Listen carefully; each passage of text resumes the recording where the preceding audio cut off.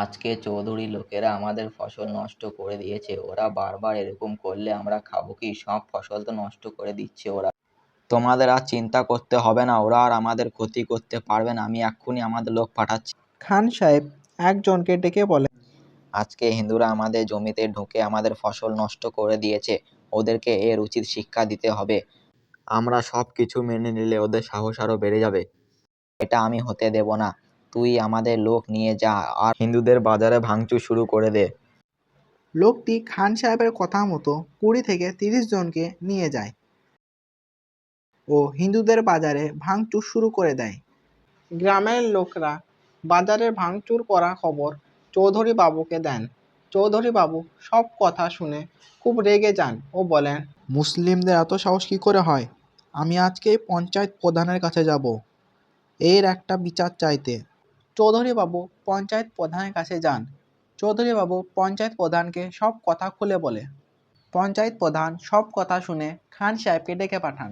একটু পর খান সাহেবও পঞ্চায়েতে উপস্থিত হন। পঞ্চায়েত প্রধান খান সাহেবকে জিজ্ঞাসা করেন, খান সাহেব, আপনি চৌধুরী বাবুর ওপরে বদলা নেওয়ার জন্য আপনার লোকদেরকে দিয়ে হিন্দু পাড়ার বাজার ভাঙচুর করিয়েছেন। চৌধুরী লোকেরা আমাদের ফসল নষ্ট করে দিয়েছে, এতে আমাদের অনেক ক্ষতি হয়েছে। চাষিরা কান্নাকাটি শুরু করে দিয়েছে। সমস্ত কিছু শোনার পর পঞ্চায়েত প্রধান বলেন, আপনারা দুজন এক গ্রামে বাস করেন, আপনারা পাড়ার প্রধান, আপনাদের রাগ হিংসে ঝগড়া একে অপরের ক্ষতি করা এসব ছেড়ে দিয়ে মিলেমিশে থাকা উচিত। এতে শুধু আপনাদের নয় গ্রামেও ভালো হবে। আপনারা নিজেদের গ্রামে ক্ষতি করছেন, আপনারা এখন নিজেদের বাড়ি যান।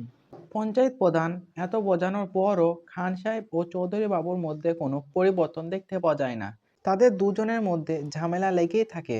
কোনো সময় ঈদে হিন্দুরা ঝামেলা করে, আবার পুজোতে মুসলিমরা, এভাবেই চলতে থাকে। চৌধুরী বাবুর ছেলে গোপাল ও খান সাহেবের ছেলে রহমত এক ক্লাসে পড়তো। একদিন রহমত গোপালকে বলে, গোপাল, আমি অঙ্কর হোমওয়ার্কটা বুঝতে পারিনি। তুই তো ক্লাসের ফার্স্ট বয়, তোর খাতাটা একবার আমাকে দিবি? না, আমি তোকে আমার অঙ্ক খাতা দেখাতে পারবো না। তুই মুসলিম আর আমি হিন্দু, তুই আমার শত্রু। আমি শত্রুদের সাহায্য করি না।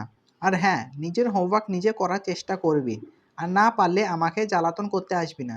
রহমত ওইখান থেকে চলে আসে। পরীক্ষার সময় গোপালের সিট রহমতের পাশে পড়েছিল।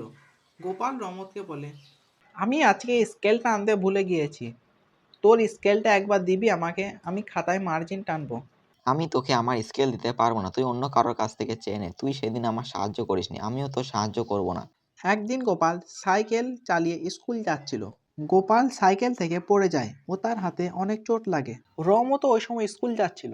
রহমত গোপালকে দেখে থেমে যায়।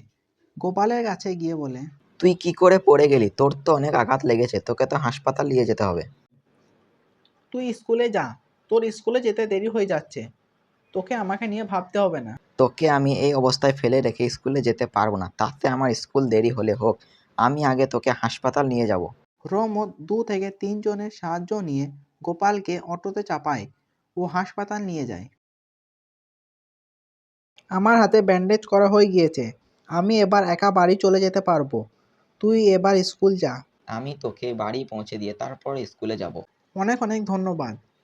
আমি তোর সঙ্গে সেদিন অনেক খারাপভাবে ব্যবহার করলাম, তারপরেও তুই আমার সাহায্য করলি, তুই খুব ভালো। তুই আমাকে বারবার ধন্যবাদ জানাচ্ছিস কেন? বিপদের সময় তো বন্ধুরা একের অপরের পাশে দাঁড়ায়, তাই না? আমি প্রায় বাড়ির কাছে চলে এসেছি, এবার তুই স্কুলে যা, তোর দেরি হয়ে যাচ্ছে। তুই সাবধানে যা, আমি স্কুল গেলাম। গোপাল তার বাবাকে বলে যে রহমত আজকে তাকে অনেক সাহায্য করেছে। গোপালের বাবা বলে, ছেলেটা তো খুব ভালো, আমাদের ওকে বাড়িতে নিমন্ত্রণ করে ধন্যবাদ জানানো উচিত। কাল আমাদের বাড়িতে পুজো আছে, তুই রহমতকে বলবি কাল আমাদের বাড়িতে আসতে। ঠিক আছে বাবা, আমি রহমতকে বলে দেব। পরের দিন স্কুলে গোপাল রহমতকে বলে, আজকে স্কুল ছুটির পর তুই আমার সঙ্গে আমাদের বাড়ি যাবি। বাবা তোকে আজকে আমাদের বাড়িতে পুজোতে নিমন্ত্রণ করেছে। রহমত গোপালের সঙ্গে ওদের বাড়িতে যায়। তোমাকে অনেক অনেক ধন্যবাদ বাবা, তুমি আমার ছেলেকে অনেক সাহায্য করেছো। কাকু, আপনি আমাকে ধন্যবাদ জানিয়ে ছোট করবেন না। গোপাল আমার বন্ধু, তাই আমি ওর সাহায্য করেছি। রহমত সবারই সঙ্গে খাওয়া দাওয়া করে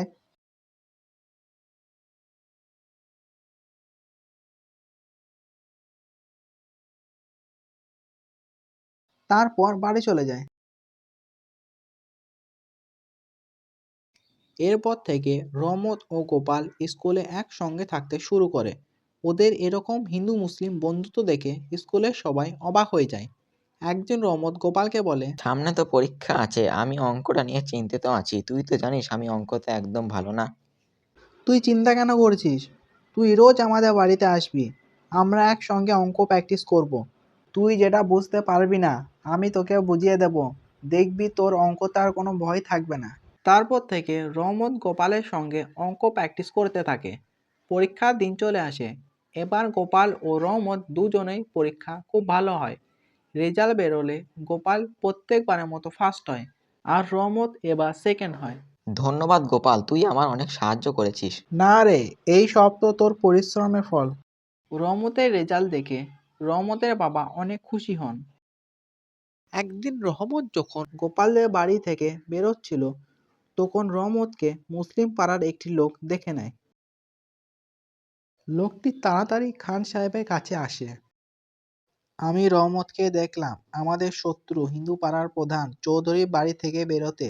আমি ওদের কথাবার্তা শুনে বুঝতে পারলাম যে রহমত প্রায় ওদের বাড়ি যাওয়া আসা করে। তুমি ঠিক দেখেছো তো, এটা রহমতই ছিল? আমার মনে হচ্ছে তুমি অন্য কাউকে দেখেছো। আমার ছেলে আমাদের শত্রুদের সঙ্গে বন্ধুত্ব করতে পারে না। না না খান সাহেব, আমি রহমতকে সেই ছোট থেকে দেখে আসছি, আমি ওকে চিনতে ভুল করব না। আমি ঠিক দেখেছি ওটা রহমতই ছিল।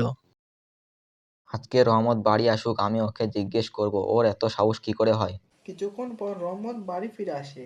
রহমতকে দেখে খান সাহেব অনেক রেগে যান। তোর এত সাহস বেড়েছে যে তুই আমাদের শত্রুদের সঙ্গে বন্ধুত্ব রাখছিস, তুই ওদের বাড়ি পর্যন্ত যাস? আব্বু, গোপাল আর ওর বাড়ির সকলে খুব ভালো, ওরা মোটেও খারাপ নয়। আপনি ওদের জন্য ভুল ভাবছেন।